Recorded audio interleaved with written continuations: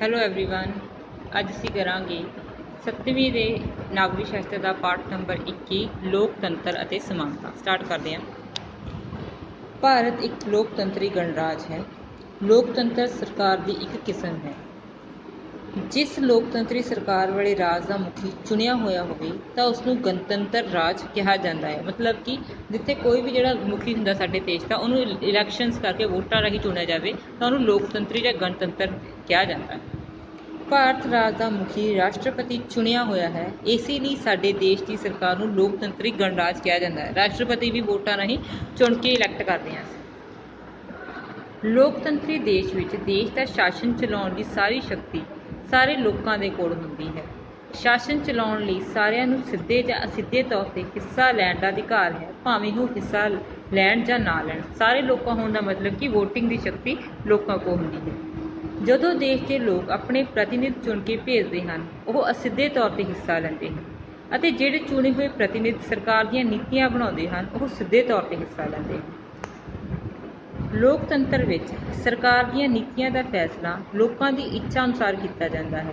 ਇਸੇ ਲਈ ਹੀ ਚੋਣਾਂ ਅਤੇ ਲੋਕਮਤ ਲੋਕਤੰਤਰ ਦੀਆਂ ਮਹੱਤਵਪੂਰਨ ਸੰਸਥਾਵਾਂ ਹਨ। ਮਤਲਬ ਕਿ ਜਿਹੜੇ ਪ੍ਰਤੀਨਿਧ ਨੂੰ ਲੋਕ ਵੱਧ ਵੋਟਾਂ ਪਾਉਂਦੇ ਆ ਉਹੀ ਚੁਣ ਕੇ ਅੱਗੇ ਜਾਂਦਾ, ਦੂਸਰਾ ਨਹੀਂ ਜਾਂਦਾ ਕੋਈ। ਲੋਕਤੰਤਰੀ ਦੇਸ਼ ਵਿੱਚ ਲੋਕ ਚੋਣਾਂ ਰਾਹੀਂ ਆਪਣੇ ਪ੍ਰਤੀਨਿਧ ਚੁਣ ਕੇ ਸਰਕਾਰ ਬਣਾਉਂਦੇ ਹਨ ਅਤੇ ਇਸ 'ਤੇ ਕੰਟਰੋਲ ਕਰਦੇ ਹਨ।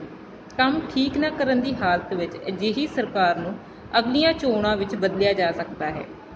ਲੋਕਤੰਤਰੀ ਸਰਕਾਰ ਵਾਲੇ ਦੇਸ਼ ਵਿੱਚ ਦੇਸ਼ ਦੇ ਨਾਮ ਮਾਤਰ ਮੁਖੀ ਰਾਸ਼ਟਰਪਤੀ ਹੈ। ਮਤਲਬ ਕਿ ਦੇਸ਼ ਦੇ ਮੁਖੀ ਦੋ ਤਰ੍ਹਾਂ ਦੇ ਹੁੰਦੇ ਹਨ। ਜਿੱਥੇ ਲੋਕਤੰਤਰੀ ਸਰਕਾਰ ਹੁੰਦੀ ਹੈ ਉੱਥੇ ਦੇਸ਼ ਦੇ ਦੋ ਤਰ੍ਹਾਂ ਦੇ ਮੁਖੀ ਹੁੰਦੇ ਹਨ, ਨਾਮ ਮਾਤਰ ਮੁਖੀ, ਅਸਲੀ ਮੁਖੀ। ਸਾਡੇ ਦੇਸ਼ ਦੀ ਕੇਂਦਰੀ ਸਰਕਾਰ ਦਾ ਨਾਮ ਮਾਤਰ ਮੁਖੀ ਰਾਸ਼ਟਰਪਤੀ ਹੈ, ਜਿਹਦੇ ਕੋਲ ਕੋਈ ਸ਼ਕਤੀਆਂ ਨਹੀਂ ਹੁੰਦੀਆਂ। ਰਾਜ ਸਰਕਾਰਾਂ ਦੇ ਮੁਖੀ ਰਾਜਪਾਲ ਹੁੰਦੇ ਹਨ, ਜਿਹਦੇ ਕੋਲ ਕੇਂਦਰੀ ਅਤੇ ਰਾਜ ਸਰਕਾਰ ਦੇ ਅਸਲੀ ਮੁਖੀ ਪ੍ਰਧਾਨ ਮੰਤਰੀ ਅਤੇ ਮੁੱਖ ਮੰਤਰੀ ਹਨ। ਇਹਨਾਂ ਕੋਲ ਸਾਰੀਆਂ ਸ਼ਕਤੀਆਂ ਹੁੰਦੀਆਂ। ਕੁਝ ਲੋਕਤੰਤਰੀ ਰਾਜਾਂ ਦੇ ਮੁਖੀ ਲੋਕਾਂ ਦੁਆਰਾ ਚੁਣੇ ਨਹੀਂ ਜਾਂਦੇ। ਉਹਨਾਂ ਦਾ ਅਹੁਦਾ ਜੱਦੀ ਹੁੰਦਾ ਹੈ। ਜੱਦੀ ਹੁੰਦਾ ਹੈ ਮਤਲਬ ਕਿ ਉਹਨਾਂ ਨੂੰ ਪਿਤਾ ਪੁਰਖੀ ਤਰੀਕੇ ਨਾਲ ਇਹ ਚੀਜ਼ਾਂ ਮਿਲਦੀਆਂ ਨੇ। ਅਜਿਹੇ ਦੇਸ਼ ਦਾ ਮੁਖੀ ਰਾਜਾ ਜਾਂ ਰਾਣੀ ਹੁੰਦੇ ਹਨ, ਜਿਵੇਂ ਕਿ ਇੰਗਲੈਂਡ ਵਿੱਚ ਹੈ। ਅਜਿਹੇ ਲੋਕਤੰਤਰੀ ਦੇਸ਼ ਨੂੰ ਰਾਜਤੰਤਰੀ ਲੋਕ ਰਾਜ ਕਿਹਾ ਜਾਂਦਾ ਹੈ, ਕਿਉਂਕਿ ਉੱਥੇ ਰਾਜੇ ਮਹਾਰਾਜੇ ਦਾ ਸ਼ਾਸਨ ਚੱਲਦਾ। ਲੋਕਤੰਤਰ ਦਾ ਅਰਥ ਕੀ ਹੁੰਦਾ? ਲੋਕਤੰਤਰ ਲੋਕਾਂ ਦੀ ਆਪਣੀ ਸਰਕਾਰ ਹੁੰਦੀ ਹੈ, ਭਾਵ ਉੱਥੇ ਦਾ ਸ਼ਾਸਨ ਲੋਕਾਂ ਦੀ ਮਰਜ਼ੀ ਅਨੁਸਾਰ ਹੀ ਚਲਾਇਆ ਜਾਂਦਾ ਹੈ। ਕਾਨੂੰਨੀ ਤੌਰ 'ਤੇ ਵੀ ਸ਼ਾਸਨ ਚਲਾਉਣ ਦੀ ਸ਼ਕਤੀ ਲੋਕਾਂ ਦੇ ਹੱਥ ਵਿੱਚ ਹੁੰਦੀ ਹੈ। ਮਤਲਬ ਕਿ ਜਦੋਂ ਅਸੀਂ ਇਲੈਕਸ਼ਨਸ ਲੜਦੇ ਹਾਂ ਤਾਂ ਵੋਟਾਂ ਦੇ ਕੇ ਅਸੀਂ ਸਰਕਾਰ ਨੂੰ ਚੁਣਦੇ ਹਾਂ। ਇਬਰਾਹਿਮ ਲਿੰਕਨ ਦੇ ਸ਼ਬਦਾਂ ਵਿੱਚ ਲੋਕਤੰਤਰੀ ਸਰਕਾਰ ਲੋਕਾਂ ਦੀ, ਲੋਕਾਂ ਲਈ ਅਤੇ ਲੋਕਾਂ ਦੁਆਰਾ ਹੁੰਦੀ ਹੈ। ਆਧੁਨਿਕ ਸਮੇਂ ਵਿੱਚ ਜਨਸੰਖਿਆ ਦੇ ਵਧਣ ਕਾਰਨ ਸਾਡੇ ਦੇਸ਼ ਸਾਰੇ ਲੋਕ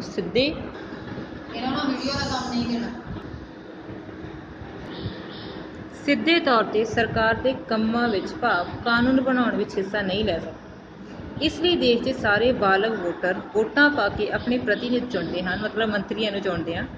ਉਹੀ ਪ੍ਰਤੀਨਿਧ ਕੇਂਦਰੀ ਤੇ ਰਾਜ ਪੱਧਰ 'ਤੇ ਕਾਨੂੰਨ ਬਣਾਉਂਦੇ ਹਨ ਅਤੇ ਕਾਨੂੰਨ ਨੂੰ ਲਾਗੂ ਕਰਨ ਦਾ ਕੰਮ ਕਰਦੇ ਹਨ। ਲੋਕਤੰਤਰੀ ਦੇਸ਼ ਵਿੱਚ ਕਾਨੂੰਨ ਦਾ ਰਾਜ ਹੁੰਦਾ ਹੈ।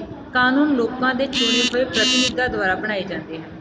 ਲੋਕਤੰਤਰੀ ਸਰਕਾਰ ਲੋਕਾਂ ਦੁਆਰਾ ਬਣਾਈ ਜਾਂਦੀ ਹੈ ਅਤੇ ਲੋਕ ਭਲਾਈ ਲਈ ਹੀ ਕੰਮ ਕਰਦੀ ਹੈ। ਹੁਣ ਲੋਕਤੰਤਰ ਦਾ ਆਰੰਭ ਕਿੱਦਾਂ ਹੁੰਦਾ ਦੇਖੋ। ਲੋਕਤੰਤਰ ਦਾ ਆਰੰਭ ਯੂਨਾਨ ਦੇ ਸ਼ਹਿਰ ਐਥੇਂਸ ਵਿੱਚ ਹੋਇਆ। ਉੱਥੇ ਲੋਕਤੰਤਰ ਲਗਭਗ 2500 ਸਾਲ ਪੁਰਾਣਾ ਹੈ। ਕਿਹਾ ਜਾਂਦਾ ਹੈ ਕਿ ਐਥੇਂਸ ਸ਼ਹਿਰ ਦੇ ਲੋਕ ਸਾਲ ਵਿੱਚ ਕਈ ਵਾਰੀ ਇਕੱਠੇ ਹੋ ਕੇ ਸਭਾ ਕਰਦੇ ਸਨ, ਮਿਲ ਕੇ ਇੱਕ ਮੀਟਿੰਗ ਕਰਦੇ ਸਨ, ਜਿੱਥੇ ਸਿੱਧੇ ਲੋਕਾਂ ਦੁਆਰਾ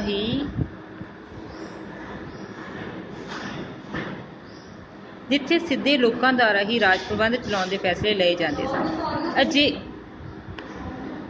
ਅਜਿਹੀ ਲੋਕਤੰਤਰੀ ਸਰਕਾਰ ਨੂੰ ਸਿੱਧਾ ਲੋਕਤੰਤਰ ਕਿਹਾ ਜਾਂਦਾ ਹੈ। ਉਸ ਸਮੇਂ ਲੋਕਾਂ ਦੀ ਗਿਣਤੀ ਬਹੁਤ ਘੱਟ ਸੀ ਅਤੇ ਸਾਰੇ ਇੱਕ ਥਾਂ 'ਤੇ ਇਕੱਠੇ ਹੋ ਕੇ ਫੈਸਲੇ ਕਰ ਸਕਦੇ ਸਨ, ਜੋ ਕਿ ਹੁਣ ਸੰਭਵ ਨਹੀਂ ਸੀ। ਪਹਿਲਾਂ ਜਨਸੰਖਿਆ ਘੱਟ ਸੀ ਅਤੇ ਯੂਨਾਨ ਛੋਟਾ ਸ਼ਹਿਰ ਸੀ, ਇਸ ਕਰਕੇ ਉੱਥੇ ਆਰਾਮ ਨਾਲ ਮੀਟਿੰਗ ਹੋ ਸਕਦੀ ਸੀ। ਲੇਕਿਨ ਸਾਡੇ ਭਾਰਤ ਵਰਗੇ ਦੇਸ਼ ਵਿੱਚ ਜਿੱਥੇ ਜਨਸੰਖਿਆ ਬਹੁਤ ਜ਼ਿਆਦਾ, ਉੱਥੇ ਇਹ ਅਸੰਭਵ ਆ। ਆਧੁਨਿਕ ਲੋਕਤੰਤਰ ਦੀ ਸਥਾਪਨਾ ਪਹਿਲਾਂ ਯੂਰਪ ਦੇ ਦੇਸ਼ਾਂ ਵਿੱਚ ਹੋਈ ਸੀ। 17ਵੀਂ ਸਦੀ ਵਿੱਚ ਇੰਗਲੈਂਡ ਦੀ ਸ਼ਾਨਦਾਰ ਕ੍ਰਾਂਤੀ ਅਤੇ 18ਵੀਂ ਸਦੀ ਦੀ ਫਰਾਂਸ ਦੀ ਕ੍ਰਾਂਤੀ ਸਮੇਂ ਲੋਕਤੰਤਰ ਦੇ ਨਵੇਂ ਸਿਧਾਂਤ ਕਾਨੂੰਨ ਦਾ ਰਾਜ ਦਾ ਵਿਕਾਸ ਹੋਇਆ, ਜਿਸ ਅਨੁਸਾਰ ਸਰਕਾਰ ਲੋਕਾਂ ਦੁਆਰਾ ਬਣਾਏ ਕਾਨੂੰਨ ਰਾਹੀਂ ਚਲਾਈ ਜਾਣੀ ਚਾਹੀਦੀ ਹੈ। ਮਤਲਬ ਲੋਕ ਕਾਨੂੰਨ ਬਣਾਉਂਦੇ ਆ ਅਤੇ ਉਸੇ ਰਾਹੀਂ ਸਰਕਾਰ ਕੰਮ ਕਰਦੀ ਹੈ। ਹੌਲੀ ਹੌਲੀ ਜਦੋਂ ਇਹ ਮਹਿਸੂਸ ਕੀਤਾ ਗਿਆ ਕਿ ਲੋਕਾਂ ਦੁਆਰਾ ਚੁਣੇ ਗਏ ਪ੍ਰਤੀਨਿਧ ਆਪਣੇ ਕੰਮਾਂ ਲਈ ਲੋਕਾਂ ਪ੍ਰਤੀ ਜ਼ਿੰਮੇਵਾਰ ਹੋਣ ਤਾਂ ਪ੍ਰਤੀਨਿਧੀਆਂ ਦੀ ਜ਼ਿੰਮੇਵਾਰੀ ਦੇ ਸਿਧਾਂਤ ਦਾ ਵਿਕਾਸ ਹੋਇਆ। ਪਹਿਲਾਂ ਜ਼ਿੰਮੇਵਾਰੀ ਆ ਗਈ, ਜ਼ਿੰਮੇਵਾਰੀ ਦੇ ਨਾਲ ਕੰਮ ਕਰਨ ਦਾ ਸਿਧਾਂਤ ਦਾ ਵਿਕਾਸ ਹੋਇਆ। ਪਰੰਤੂ ਉਦੋਂ ਤੱਕ ਪ੍ਰਤੀਨਿਧੀਆਂ ਦੀ ਚੋਣ ਵਿੱਚ ਵੋਟ ਪਾਉਣ ਦਾ ਅਧਿਕਾਰ ਕੇਵਲ ਅਮੀਰ ਲੋਕਾਂ ਨੂੰ ਸੀ। ਪਹਿਲਾਂ ਸਿਰਫ ਅਮੀਰ ਲੋਕ ਹੀ ਵੋਟ ਪਾਉਂਦੇ ਸੀ। ਲੋਕਤੰਤਰ ਦਾ ਮੁੱਢਲਾ ਸਿਧਾਂਤ ਸਮਾਨਤਾ ਅਤੇ ਸੁਤੰਤਰਤਾ ਹੈ। ਇਸ ਲਈ ਹੌਲੀ ਹੌਲੀ ਸਮੇਂ ਦੀ ਲੋੜ ਅਨੁਸਾਰ ਔਰਤਾਂ ਨੂੰ ਵੀ ਵੋਟ ਪਾਉਣ ਦਾ ਅਧਿਕਾਰ ਦਿੱਤਾ ਗਿਆ। ਜਦੋਂ ਵੋਟ ਪਾਉਣ ਦਾ ਅਧਿਕਾਰ ਸਾਰੇ ਬਾਲਗਾਂ ਨੂੰ ਮਿਲ ਜਾਵੇ ਤਾਂ ਉਸਨੂੰ ਵਿਆਪਕ ਮਤ ਅਧਿਕਾਰ ਕਿਹਾ ਜਾਂਦਾ ਹੈ, ਜੋ ਕਿ ਸਾਰਿਆਂ ਨੂੰ ਬਰਾਬਰ ਰੂਪ ਵਿੱਚ ਮਿਲਦਾ ਹੈ, ਜੋ ਕਿ ਸਮਾਨਤਾ ਦੇ ਸਿਧਾਂਤ ਅਨੁਸਾਰ ਜ਼ਰੂਰੀ ਹੈ।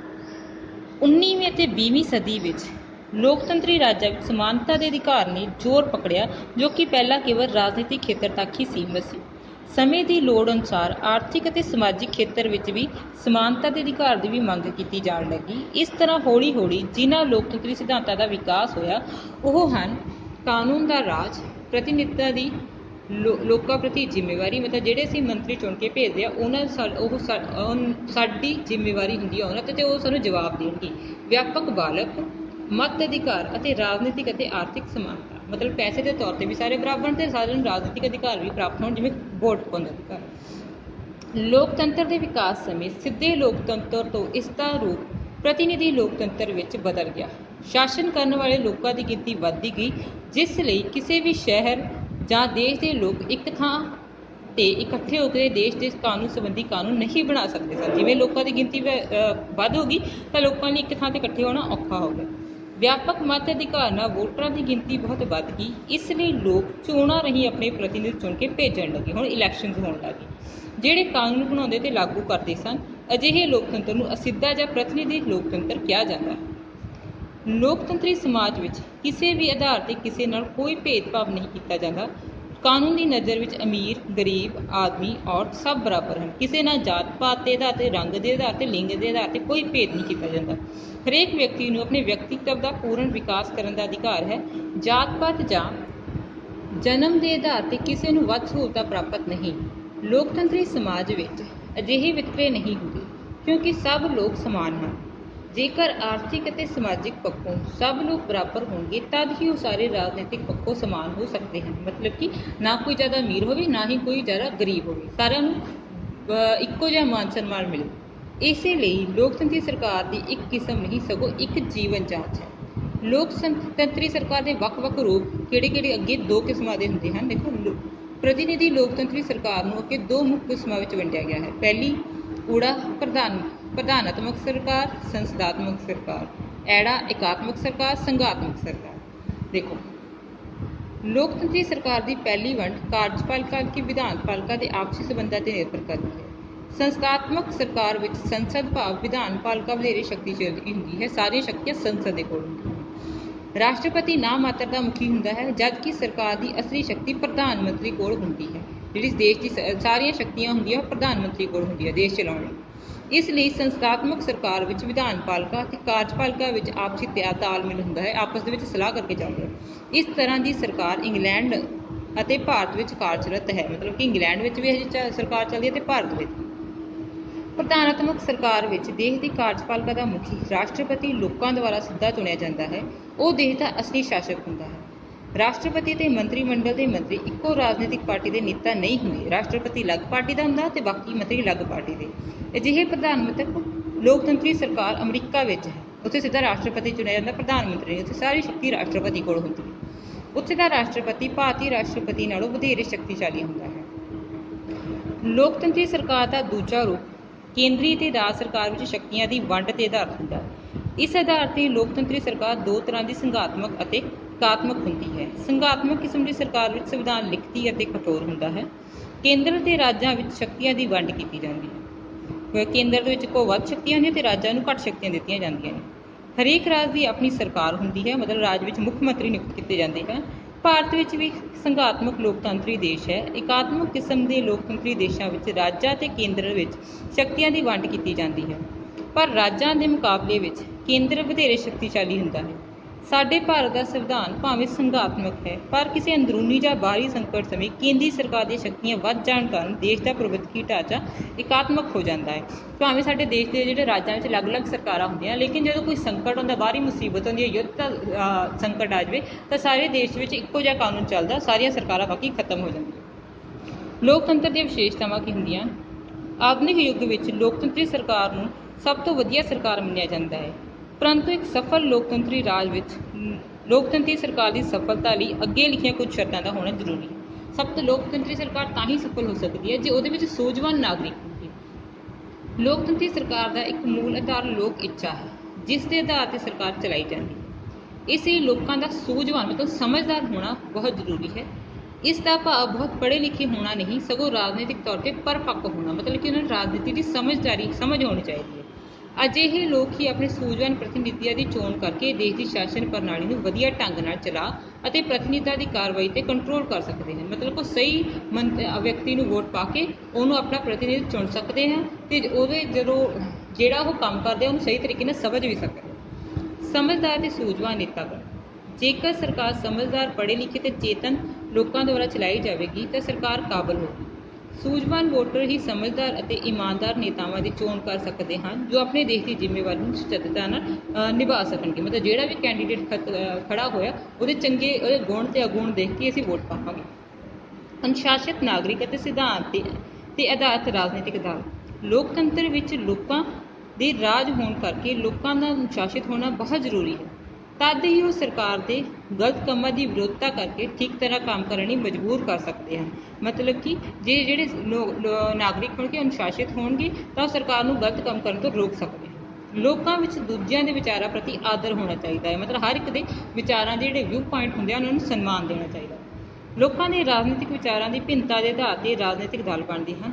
ਲੋਕਤੰਤਰੀ ਰਾਜ ਵਿੱਚ ਲੋਕਾਂ ਦੇ ਪ੍ਰਤੀਨਿਧ ਚੁਣਾਵ ਰਾਹੀਂ ਚੁਣੇ ਜਾਂਦੇ ਹਨ। ਪ੍ਰਤੀਨਿਧ ਮਤਲਬ ਲੋਕਾਂ ਜਿਹੜੇ ਨੇਤਾ ਹੁੰਦੇ ਆ ਉਹ ਇਲੈਕਸ਼ਨਸ ਰਾਹੀਂ ਚੁਣੇ ਜਾਂਦੇ ਹਨ। ਚੋਣ ਕਰਾਉਣ ਲਈ ਰਾਜਨੀਤਿਕ ਦਲ ਬਹੁਤ ਮਹੱਤਵਪੂਰਨ ਹੁੰਦੇ ਹਨ। ਰਾਜਨੀਤਿਕ ਦਲ ਲੋਕਾਂ ਨੂੰ ਸਰਕਾਰ ਦੇ ਕੰਮਾਂ ਬਾਰੇ ਦੱਸ ਕੇ ਲੋਕਮਤ ਬਣਾਉਣ ਵਿੱਚ ਮਦਦ ਕਰਦੇ ਹਨ। ਠੀਕ ਆ, ਜਿਹੜੇ ਦਲ ਹੁੰਦੇ ਨੇ ਸਾਰੇ ਪਾਰਟੀਜ਼ ਹੁੰਦੀ ਆ, ਉਹ ਸਰਕਾਰ ਦੇ ਕੰਮਾਂ ਬਾਰੇ ਲੋਕਾਂ ਨੂੰ ਦੱਸਦੇ ਆ ਅਤੇ ਆਪਣਾ ਵੋਟ ਬੈਂਕ ਬਣਾਉਂਦੇ ਆ ਵੀ ਕਿਹੜੇ ਪੱਖ ਦੇ ਵਿੱਚ ਲੋਕ ਵੋਟ ਕਰਨ। ਇਸ ਲਈ ਰਾਜਨੀਤਿਕ ਦਲਾਂ ਦਾ ਚੇਤਨ ਅਤੇ ਅਨੁਸ਼ਾਸਿਤ ਹੋਣਾ ਬਹੁਤ ਜ਼ਰੂਰੀ ਹੈ, ਅਲਰਟ ਰਹੇ ਹਰ ਵਾਰ। ਸਮਾਜਿਕ ਅਤੇ ਆਰਥਿਕ ਸਮਾਨਤਾ। ਸਮਾਨਤਾ ਲੋਕਤੰਤਰ ਦੀ ਸਭ ਤੋਂ ਮਹੱਤਵਪੂਰਨ ਵਿਸ਼ੇਸ਼ਤਾ ਹੈ। ਲੋਕਤੰਤਰੀ ਰਾਜ ਵਿੱਚ ਜੇਕਰ ਸਾਰੇ ਨਾਗਰਿਕ ਸਮਾਜਿਕ ਅਤੇ ਆਰਥਿਕ ਪੱਖੋਂ ਸਮਾਨ ਨਾ ਹੋਣ ਤਾਂ ਅਜਿਹਾ ਦੇਸ਼ ਸਫਲ ਲੋਕਤੰਤਰ ਨਹੀਂ ਹੋ ਸਕਦਾ। ਠੀਕ ਆ, ਜੇ ਸਾਰੇ ਲੋਕ ਸਮਾਜਿਕ ਤੌਰ 'ਤੇ ਆਰਥਿਕ ਤੌਰ 'ਤੇ ਇੱਕੋ ਜਿਹੇ ਹੋਣਗੇ ਤਾਂ ਹੀ ਲੋਕਤੰਤਰ ਸਫਲ ਹੈ, ਬਲਕਿ ਨਹੀਂ ਤਾਂ ਨਹੀਂ। ਇਸੇ ਲਈ ਲੋਕਤੰਤਰੀ ਸਮਾਜ ਵਿੱਚ ਜਾਤ ਪਾਤ, ਧਰਮ, ਭਾਸ਼ਾ ਦੇ ਆਧਾਰ 'ਤੇ ਕੋਈ ਭੇਦ ਨਹੀਂ ਕੀਤਾ ਜਾਂਦਾ। ਸਹਿਣਸ਼ੀਲਤਾ। ਲੋਕਤੰਤਰੀ ਰਾਜ ਵਿੱਚ ਬਹੁਮਤ ਦਲ ਦਾ ਰਾਜ ਹੁੰਦਾ ਹੈ। ਜਿਹਨੂੰ ਵੱਧ ਵੋਟਾਂ ਮਿਲਦੀਆਂ ਉਹੀ ਉਸ ਪਾਰਟੀ ਦੀ ਸਰਕਾਰ ਬਣਦੀ ਹੈ। ਸੱਤਾਧਾਰੀ ਦਲ ਦਾ ਖੁੱਲ੍ਹਾ ਦਿਲ ਹੋਣਾ ਬਹੁਤ ਜ਼ਰੂਰੀ ਹੈ। ਵਿਰੋਧੀ ਦਲ ਨੂੰ ਚਾਹੀਦਾ ਹੈ ਕਿ ਸੱਤਾਧਾਰੀ ਦਲ ਦੀਆਂ ਕਮੀਆਂ ਅਤੇ ਮਜਬੂਰੀਆਂ ਨੂੰ ਸਹਿਣਸ਼ੀਲਤਾ ਨਾਲ ਵਿਚਾਰੇ, ਕਿਉਂਕਿ ਸਹਿਣਸ਼ੀਲਤਾ ਲੋਕਤੰਤਰ ਦੀ ਸਫਲਤਾ ਲਈ ਇੱਕ ਮਹੱਤਵਪੂਰਨ ਵਿਸ਼ੇਸ਼ਤਾ ਹੈ। ਲੋਕਤੰਤਰੀ ਸਰਕਾਰ ਹਰਮਨ ਪਿਆਰੀ ਕਿਉਂ ਹੁੰਦੀ ਹੈ? ਅੱਜ ਦੇ ਯੁੱਗ ਵਿੱਚ ਵਧੇਰੇ ਦੇਸ਼ਾਂ ਵਿੱਚ ਲੋਕਤੰਤਰੀ ਕਿਸਮ ਦੀ ਸਰਕਾਰ ਹੀ ਹੈ। ਆਧੁਨਿਕ ਸਮੇਂ ਵਿੱਚ ਮਨੁੱਖੀ ਅਧਿਕਾਰਾਂ ਦਾ ਬਹੁਤ ਮਹੱਤਵ ਹੈ। ਲੋਕਤੰਤਰੀ ਸਰਕਾਰ ਦੇ ਮੁੱਖ ਸਿਧਾਂਤ ਕਾਨੂੰਨ ਦਾ ਰਾਜ, ਮਨੁੱਖੀ ਸੁਤੰਤਰਤਾ ਅਤੇ ਸਮਾਨਤਾ ਅਤੇ ਪ੍ਰਤੀਨਿਧਤਾ ਦਾ ਲੋਕਾਂ ਪ੍ਰਤੀ ਜ਼ਿੰਮੇਵਾਰ ਹੋਣਾ ਆਦਿ ਹਨ। ਜਿਸ ਦੇਸ਼ ਵਿੱਚ ਕਾਨੂੰਨ ਦਾ ਰਾਜ ਹੁੰਦਾ ਹੈ ਉੱਥੇ ਕਾਨੂੰਨ ਦੀਆਂ ਨਜ਼ਰਾਂ ਵਿੱਚ ਸਭ ਬਰਾਬਰ ਹੁੰਦੇ ਹਨ। ਕਾਨੂੰਨ ਲੋਕਾਂ ਦੇ ਪ੍ਰਤੀਨਿਧਾਂ ਦੁਆਰਾ ਲੋਕਾਂ ਦੇ ਲਈ ਹੀ ਬਣਾਏ ਜਾਂਦੇ ਹਨ। ਇਸ ਲਈ ਆਧੁਨਿਕ ਯੁੱਗ ਵਿੱਚ ਲੋਕਤੰਤਰ ਨੂੰ ਹਰਮਨ ਪਿਆਰਾ ਬਣਾਉਣ ਵਾਲੇ ਤੱਥ ਹੇਠ ਲਿਖੇ ਹਨ। ਪਹਿਲਾ, ਰਸਮੀ ਸਮਾਨਤਾ। ਜਿਹੜੇ ਸਾਨੂੰ ਲੋਕਤੰਤਰ ਨੂੰ ਹਰਮਨ ਪਿਆਰਾ ਬਣਾਉਂਦੇ ਆ ਉਹਦੇ ਲਈ ਸਾਨੂੰ ਕੀ ਚਾਹੀਦੀ ਹੈ? ਪਹਿਲਾਂ ਸਮਾਨਤਾ। ਅਜਿਹੀ ਸਰਕਾਰ ਵਾਲੇ ਦੇਸ਼ ਵਿੱਚ ਅਮੀਰੀ ਗਰੀਬੀ, ਧਰਮ ਜਾਂ ਜਾਤ ਦੇ ਆਧਾਰ 'ਤੇ ਲੋਕਾਂ ਨਾਲ ਕਿਸੇ ਕਿਸਮ ਦਾ ਵਿਤਕਰਾ ਨਹੀਂ ਕੀਤਾ ਜਾਂਦਾ। ਕਾਨੂੰਨ ਦੀ ਨਜ਼ਰ ਵਿੱਚ ਸਭ ਸਮਾਨ ਹੁੰਦੇ ਹਨ। ਇਸੇ ਲਈ ਤਾਨਾਸ਼ਾਹੀ ਸਰਕਾਰ ਨਾਲੋਂ ਲੋਕਤੰਤਰੀ ਸਰਕਾਰ ਵਧੇਰੇ ਹਰਮਨ ਪਿਆਰੀ ਹੁੰਦੀ ਹੈ, ਜਿਹੜੀ ਲੋਕਾਂ ਦੀ ਰਾਏ ਨਾਲ ਚੱਲਦੀ ਹੈ। ਸੁਤੰਤਰਤਾ। ਲੋਕਤੰਤਰੀ ਰਾਜ ਵਿੱਚ ਲੋਕ ਹਰ ਪੱਖੋਂ ਸੁਤੰਤਰ ਹੁੰਦੇ ਹਨ। ਉਹ ਕੋਈ ਵੀ ਕਿੱਤਾ ਅਪਣਾਉਣ, ਆਪਣੇ ਵਿਚਾਰਾਂ ਨੂੰ ਪ੍ਰਗਟ ਕਰਨ ਅਤੇ ਦੇਸ਼ ਦੇ ਕਿਸੇ ਵੀ ਖੇਤਰ ਵਿੱਚ ਵਸਣ ਜਾਂ ਕੋਈ ਵੀ ਧੰਦਾ ਅਪਣਾਉਣ ਲਈ ਸੁਤੰਤਰ ਹੁੰਦੇ, ਕੋਈ ਵੀ ਕੰਮ ਕਰ ਸਕਦੇ ਆ ਜਿਹੜਾ ਗੈਰ ਕਾਨੂੰਨੀ ਨਾ ਹੋਵੇ। ਜਿਵੇਂ ਕਿ ਤਾਨਾਸ਼ਾਹੀ ਰਾਜ ਵਿੱਚ ਲੋਕਾਂ ਨੂੰ ਤਾਨਾਸ਼ਾਹ ਰਾਜੇ ਦੇ ਹੁਕਮਾਂ ਅਨੁਸਾਰ ਹੀ ਚੱਲਣਾ ਪੈਂਦਾ। ਜੋ ਰਾਜੇ ਨੇ ਕਹਿਤਾ ਤਾਨਾਸ਼ਾਹੀ ਰਾਜ ਵਿੱਚ ਉਹੀ ਕਰਨਾ ਪੈਂਦਾ, ਲੇਕਿਨ ਲੋਕਤੰਤਰ ਸਰਕਾਰ ਦੇ ਵਿੱਚ ਲੋਕਾਂ ਨੂੰ ਸੁਤੰਤਰਤਾ ਪ੍ਰਾਪਤ ਹੁੰਦੀ ਹੈ। ਫੈਸਲਾ ਕਰਨ ਦੀ ਕਾਰਜਵਿਧੀ। ਲੋਕਤੰਤਰੀ ਸਰਕਾਰ ਵਾਲੇ ਦੇਸ਼ ਵਿੱਚ ਰਾਜ ਪ੍ਰਬੰਧ ਚਲਾਉਣ ਲਈ ਫੈਸਲੇ ਲੈਣ ਦਾ ਇੱਕ ਖਾਸ ਢੰਗ ਹੁੰਦਾ ਹੈ। ਸ਼ਾਸਨ ਸੱਤਾ ਲੋਕਾਂ ਦੇ ਹੱਥਾਂ ਵਿੱਚ ਹੁੰਦੀ ਹੈ। ਲੋਕ ਆਪਣੇ ਪ੍ਰਤੀਨਿਧੀ ਚੁਣ ਕੇ ਕਾਨੂੰਨ ਬਣਾਉਣ ਲਈ ਵਾਲੀ ਵਿਧਾਨ ਪਾਲਿਕਾ ਸੰਸਦ ਵਿੱਚ ਭੇਜਦੇ ਹਨ। ਦੇਖੋ, ਜਿਹੜੀ ਸਾਰੇ ਸ਼ਾਸਨ ਪ੍ਰਬੰਧ ਹੁੰਦਾ ਸਾਰੇ ਲੋਕਾਂ ਦੇ ਹੱਥ ਵਿੱਚ ਹੁੰਦਾ, ਕਿਉਂਕਿ ਵੋਟ ਲੋਕ ਪਾਉਂਦੇ ਆ। ਜਦੋਂ ਲੋਕ ਵੋਟ ਪਾਉਣ ਕੇ ਕਿਸੇ ਨੂੰ ਆਪਣਾ ਜਿਹੜਾ ਪ੍ਰਤੀਨਿਧੀ ਚੁਣ ਕੇ ਸੰਸਦ ਵਿੱਚ ਭੇਜਦੇ ਆ, ਤਾਂ ਹੀ ਉਹਨੂੰ ਬਾਕੀ ਅਧਿਕਾਰ ਸ਼ਕਤੀਆਂ ਮਿਲਦੀਆਂ ਨੇ।